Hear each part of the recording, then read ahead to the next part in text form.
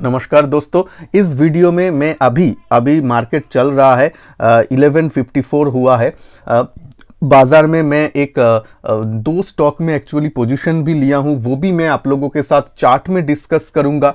Transparently discuss रहेगा, क्यों मैंने लिया, स्टॉप लॉस क्या है, सब कुछ डिस्कस करूंगा। जस्ट फॉर एजुकेशनल पर्पस के लिए कोई बाई सेल होल्ड रिकमेंडेशन नहीं है, ताकि आप लोग एनालिसिस कर सके, अपना फाइनेंशियल एडवाइजर से एडवाइस लेके ही कुछ काम कीजिएगा। तो चलिए पहले निफ्टी के बारे में थोड़ा सा बोल लेता हूं, उसके बाद मैं स्टॉक में आता हूं, क्योंकि निफ्टी का पर्सपेक्टिव बहुत ही इंपॉर्टेंट होता है जब भी हम लोग कोई स्टॉक में इन्वेस्ट करते हैं, या वो स्विंग ट्रेड हो, शॉर्ट टर्म वाला जो भी रहता है। तो चलिए, निफ्टी तो अच्छा मूव दे रहा है, 18,400 के ऊपर टिक गया है। 18,330 जो 18,330 एक फर्स्ट रुकावट का जगह था, आज सुबह उसको आराम से उसको बीट किया और उसके ऊपर स्टे किया। उसके बाद देखिए higher highs and higher lows बनाते हुए चल रहा है। तो चार्ट पैटर्न अच्छा है। बैंक निफ्टी भी थोड़ा सा सुबह नेगेटिव था, उसके बाद अभी कैचअप करने के लिए कोशिश कर रहा है। Very good. तो ट्रेड हमने किस में लिया उसके बारे में पहले आ जाते हैं। तो मैं अगर पोजीशन यहाँ पे आऊँ तो आप लोग देख सकते हैं, मेरा जो पोजीशन है वो सीमेंस में था, और ये जो सीमेंस के चार्ट में डिस्कस करूंगा, सब कुछ रहेगा। पहले सुन लीजिए, स्टॉप लॉस भी बोलूंगा, क्या पर्सपेक्टिव है, नज़रिया कितना दिन का है, क्या है, सब कुछ। और BEL जो भारत इलेक्ट्रॉनिक्स है, इसका पर्सपेक्टिव तो आप जानते ही हैं। मेरा ये चैनल में ही जस्ट 3 दिन पहले मैं आप लोगों के साथ शेयर किया था एक 10 स्टॉक का लिस्ट जो मैं वॉच लिस्ट में रख रहा हूँ, वो बारे में डिस्कशन था। तो उसमें ही BEL आया था, और BEL में एज अ डिस्क्लेमर मेरा पोजीशन ऑलरेडी है। आज थोड़ा सा ऐड भी किया, बट वो पोजिशनल बेसिस में है। जो एम स्टॉक में भी मेरा पोजीशन है, ये धन का अकाउंट है, ये दोनों अकाउंट में ही मैं ट्रेड करता हूँ। तो यहाँ पे ज़्यादा थोड़ा सा ऑप्शन वगैरह भी रहता है, तो इसीलिए ज़्यादा स्टॉक में ट्रेड नहीं होता है इस अकाउंट में, लेकिन फिर भी तो बिल में मेरा ऑलरेडी पोजीशन था। पोजीशन में ऐड आप बोल सकते हैं। बिल का चार्ट में कैसा दिख रहा है वो भी मैं बोलूँगा, और सीमेंस के चार्ट में आ जाते हैं। तो एक बार रिफ्रेश भी कर देता हूँ, लाइव मार्केट है, रिफ्रेश करने का ज़रूरत नहीं है, लेकिन फिर भी तो देख सकते हैं, ठीक है। ये और मैं थोड़ा सा डिलीवरी में लिया, लेकिन MTF में किया हूँ। MTF के बारे में अगर सेपरेट वीडियो चाहिए, जहाँ पे डिलीवरी मार्जिन के बारे में अगर वीडियो चाहिए तो रिक्वेस्ट कीजिएगा, मतलब कमेंट बॉक्स में लिखिएगा, मैं बना के दे दूँगा ये वीकेंड में। तो चलिए पहले तो चार्ट में आ जाते हैं। चार्ट में सीमेंस का स्टॉक का जो चार्ट है वो ओपन कर लेते हैं। वो मैं सीमेंस को ऐड कर लेता हूँ। ओके, सीमेंस में क्या हुआ था, एक न्यूज़ आया था। पहले तो थोड़ा सा पर्सपेक्टिव समझ लीजिए, डेली चार्ट में पर्सपेक्टिव समझ लीजिए। देखिए यहाँ पे ट्रेड कर रहा था, पहले चार्ट देखिए, chart is bullish. ABB, siemens, ये जो कैपिटल गुड्स सेक्टर है, LNT का भी देखिएगा, वो उसका chart pattern is good, bullish. तो ये बुलिश स्टॉक है। बुलिश स्टॉक में जब आपको ऐसा मौका मिलता है तब थोड़ा सा एंट्री होता है, लेकिन मौका क्यों हुआ वो इंपॉर्टेंट है। मैनेजमेंट खराब हो गया क्या, बिजनेस खराब हो गया क्या, ये सब अगर हो तो एंट्री नहीं लेंगे। लेकिन क्या हुआ था, न्यूज़ में बोल रहा हूँ, यहाँ पे 10% का भी एक दिन फॉल आया, और ऊपर से देखेंगे तो कितना फॉल हुआ वो देख लेते हैं। ऊपर से अगर देखेंगे तो नीचे तक 15% का फॉल, 15% का फॉल। और आज का देख के पिछले दिन का भी देखेंगे तो भी 11% का फॉल था, लेकिन टोटल जो ऊपर से नीचे आया 15% का फॉल हुआ। भाई हुआ क्या था, न्यूज़ आया था कि उसका जो सीमेंस, आप जानते हैं कि MNC कंपनी है, सीमेंस AG बोल के जो है, जो इसका पेरेंट कंपनी है, जर्मनी बेस्ड। तो उसमें क्या हुआ, ये जो सीमेंस इंडिया जो स्टॉक अभी लिस्टेड है, वो सीमेंस इंडिया है, इंडिया का डिवीजन है। तो सीमेंस इंडिया ने उसका एक बिजनेस का हिस्सा, एक बिजनेस का छोटा सा डिवीजन, वो अपना पेरेंट कंपनी को सेल किया है, पेरेंट कंपनी को दिया है। ये MNC कंपनी में चलता रहता है। मान लीजिए कोई बिजनेस सेगमेंट में ज़्यादा फोकस उन लोगों का नहीं है, या उसको थोड़ा सा मैनेज करना मुश्किल हो रहा है, या फोकस नहीं है, तो उसको वो पेरेंट को दे देता है। उसके बाद जो भी प्रोसेस हो जाता है, तो पेरेंट को उन्होंने बेच दिया। तो स्ट्रीट एक्सपेक्टेशन कर रहा था जिस वैल्यूएशन में वो बेचा जाएगा, उससे कम वैल्यूएशन में बेचा गया था। ठीक है, अब देखिए, अब अगर कंपनी के पर्सपेक्टिव में सोचेंगे Siemens as a whole, as a total umbrella, right, Siemens company, तो पेरेंट लोगों को जब वो बेचेगा अपना घर के अंदर ही, अपना फैमिली के अंदर ही अगर बेचेगा तो उसमें तो प्रॉफिट उतना ज़्यादा नहीं सोचेगा ना लोग, तो प्रॉफिट नहीं, तब मतलब नॉर्मल दाम में ही बेचेगा। हाँ ऐसे ही होता है ना, तो ऐसा ही हुआ है, जो कि नॉर्मल है। तो लेकिन स्ट्रीट जो एक्सपेक्ट करके बैठा था वो थोड़ा सा ज़्यादा एक्सपेक्टेशन कर रहा था कि मार्केट में जैसा वैल्यूएशन रहेगा ऐसा में बेचा जाएगा, तो ऐसा नहीं हुआ। उस हिसाब से तो वैल्यूएशन जो गैप है, तो ब्रोकरेज का रिपोर्ट निकल के आ गया धड़ाधड़ से कि नहीं, ये जो वैल्यूएशन किया था वो स्ट्रीट एक्सपेक्टेशन से बहुत ही कम है, तो वी आर डाउनग्रेडिंग, नहीं, स्टॉक का टारगेट जो है वो बहुत सारे ब्रोकरेज ने कम कर दिया था, एक्सेट्रा एक्सेट्रा। वैसे ही हुआ। तब क्या हुआ, उसके चलते ही दाम इतना ज़्यादा नीचे आ गया था। ठीक है, ये जो फॉल आप देख रहे हैं 15%, एक दिन तो 10%, 9 to 10% इस दिन फॉल हुआ था। तो उसके चलते अब देखिए, तो ये हुआ कारण। अब सोचिए, ये तब टेक्निकली ये तब सपोर्ट में आ गया था। ये जोन सपोर्ट है, जो पहले रेजिस्टेंस था।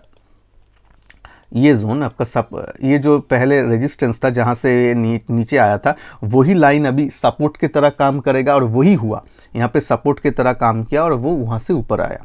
तो इसीलिए 2-3 दिन देखा मैंने, हाँ ठीक है, ये थोड़ा सा अच्छा पैटर्न कर रहा है, नीचे से होल्ड कर रहा है, मतलब और नीचे नहीं गया, तो ठीक है, तब इसीलिए मैंने बाइंग किया। बाइंग का आपका रीज़न पता चला। ठीक है, 3500 के आसपास बाइंग था, उसमें तो थोड़ा सा ये वीडियो बनाते या पहले तो थोड़ा सा बढ़ गया है। ठीक है, मैं एनालिसिस पर्पस के लिए आप लोगों के साथ शेयर कर रहा हूँ, ऐसा कोई टिप्स वगैरह नहीं है। लेकिन अभी स्टॉप लॉस के बारे में बात करूँगा, जो थोड़ा सा डीप आएगा, पहले सुन लीजिए। तो ये जो हुआ है सीमेंस में एंट्री करने का पीछे और एक कारण है, जो है ये न्यूज़ के चलते ये नीचे आया है।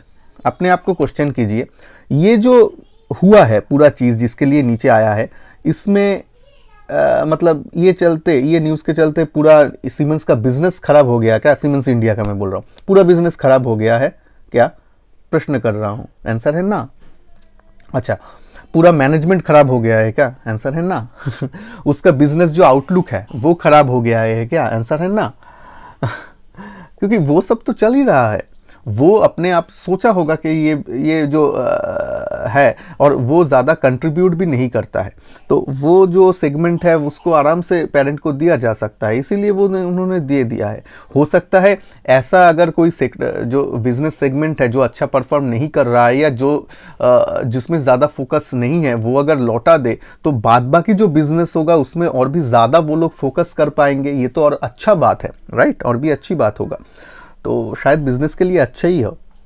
तो इसीलिए वो मतलब कंपनी खराब नहीं हो गया है। सीमेंस एक एमएनसी कंपनी है, वर्ल्ड वाइड बिजनेस है। अब जानते हैं सीमेंस एनर्जी जो एनर्जी सेक्टर में बिजनेस करते हैं, एनर्जी में अभी एनर्जी सेक्टर में बहुत सारा अभी प्रोजेक्ट आ रहा है, सब कुछ हो रहा है, तो इट्स फाइन, सीमेंस का बिजनेस खराब नहीं हुआ है। सेम एज एबीबी का भी देखिए स्टॉक ऐसा ही बुल रन में है, बिजनेस खराब नहीं हुआ है। एलएनटी का बिजनेस क्या खराब हुआ है? एकदम भी नहीं, अच्छा चल रहा है। तो इसीलिए जब स्टॉक इसमें हुआ है तो उसमें थोड़ा सा इसीलिए बाइंग का मैंने किया। देखिए बोलते बोलते 3537 हो गया। अभी सेम एक एग्जांपल केपीआईटी टेक में हुआ था। ब्रोकरेज का रिपोर्ट आया था कि नहीं ये ओवर वैल्यूएशन में हो गया, ये सब हुआ, तब 950 या इसमें ट्रेड कर रहा था। स्टॉक करेक्ट होके 850 तक आ गया, 892 इसमें बाइंग का बहुत अच्छा मौका बना था। अब देखिए अब 1000 के ऊपर केपीआईटी चला गया फिर से, जस्ट एक महीना भी नहीं हुआ, उससे पहले का खबर है। ब्रोकरेज ने बोला नहीं और नहीं ऊपर जा सकता है, ऑल आर प्राइस्ड इन, फिर से 52 वीक हाई बना दिया नीचे आके।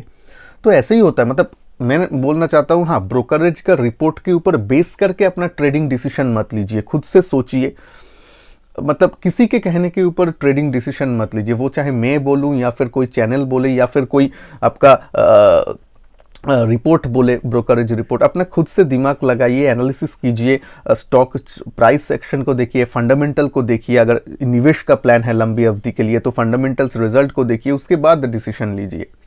ठीक है, ओके क्लियर। तो होप आप लोगों को ये है। चलिए अब बेल का, अब स्टॉप लॉस क्या होगा, स्टॉप लॉस थोड़ा सा डीप रहेगा। देखिए ये उसका सपोर्ट है, तो क्लोजिंग बेसिस में 3380 3393 में ये आता है, तो क्लोजिंग बेसिस में 3380 या 90 पकड़ लीजिए, क्लोजिंग बेसिस में, हाँ ये है क्लोज होना चाहिए।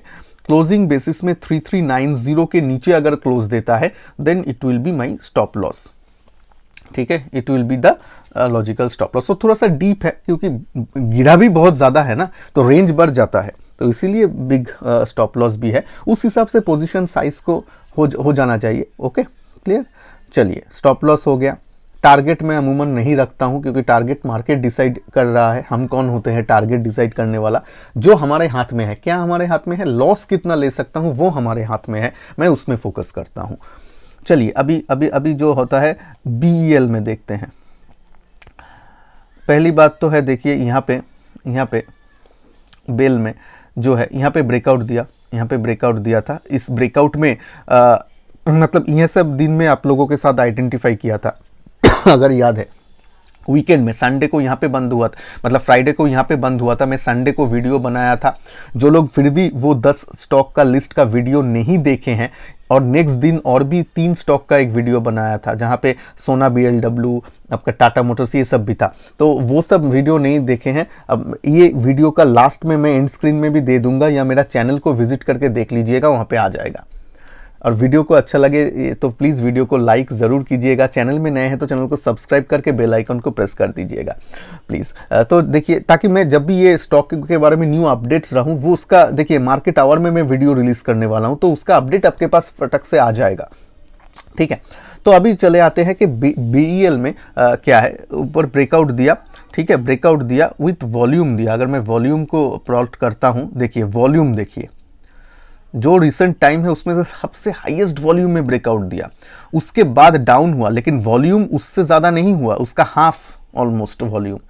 यानी बियर लोग कोशिश किए थे लेकिन सक्सेसफुल उतना ज़्यादा नहीं हुए। इसीलिए देखिए नेक्स्ट दिन वॉल्यूम मतलब उतना नहीं आया। हाँ, अभी ऊपर से फिर से गिर सकता है, वो तो मार्केट बोलेगा, ठीक है। इसीलिए तो स्टॉप लॉस है। स्टॉप लॉस यहाँ पे कैसे है? 107.5 क्लोजिंग बेसिस में। एक दिन में क्लोजिंग बेसिस में ये स्टॉप लॉस हिट नहीं हुआ था, तो क्लोजिंग बेसिस में ये स्टॉप लॉस है। तो फिर से इसीलिए री एंट्री लिया गया, क्योंकि यहाँ पे देखिए फॉलो अप नहीं हुआ, यहाँ पे रेड कैंडल देके फॉलो अप नहीं हुआ, और वो ऊपर के तरफ जाने का एक कोशिश ज़रूर कर रहा है। BEL का रिजल्ट भी अच्छा आया है, तो ठीक है, और ब्रेकआउट जोन में ही है। ये जो ब्रेकआउट जोन है इसके ऊपर ट्रेड कर रहा है, ठीक है। तो चार्ट में अच्छा दिख रहा है। अब क्या होगा तो देखिए, ट्रेड से पहले तो नहीं जानते हैं ट्रेड सक्सेसफुल होगा या नहीं, एक प्रोबेबिलिटी रहता है, ठीक है, देखते हैं। क्लियर।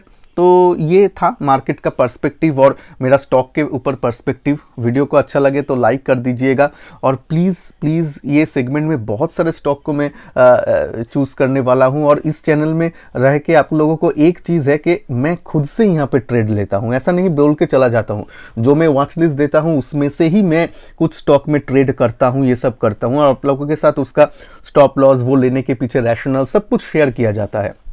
तो प्रैक्टिकली अगर जानना सीखना चाहते हैं तो प्लीज़ इस चैनल के साथ बने रहिए, सब्सक्राइब करके रखिए चैनल को फ्री ऑफ कॉस्ट में, और लाइक तो ज़रूर कर दीजिएगा ताकि मैं भी मोटिवेटेड रहूं और ज़्यादा से ज़्यादा स्टॉक को आप लोगों के साथ कवर कर सकूं। तो चलिए मिलते हैं नेक्स्ट वीडियो में, तब तक के लिए जय हिंद, वंदे मातरम।